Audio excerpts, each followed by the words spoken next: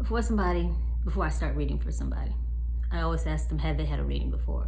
Depending on their question, I'll go from there. I also ask them, does it resonate? Did it resonate? Depending on that question, I'll go from there. But these are like little, I have like a standard etiquette or SOP of sorts that I follow before I start reading for somebody.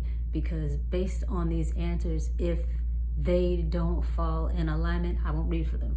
Plain and simple. I'll even tell them, I was like, well, you know what, you can just get your money back because I can't help you. You know, there's nothing I can do for you. Then at the end of the reading, I'll ask, I'll give guidance, pretty much like homework. And I'll tell them, I was like, so I'll reinforce everything we've been through, and I'll pull the reinforcement card and go in again as far as like what needs to be done for the questions they asked and the insight that they've given. Do they understand? Did it resonate? And do they know what they're supposed to do? Are they clear on the next steps they're supposed to do in order to get in alignment with the desire they have? They say yes. And then if I have somebody says, well, when do I need to come back to you? I'll tell them straight up, until you implement some changes and changes are made, there's no need to come back to me. Plain and simple.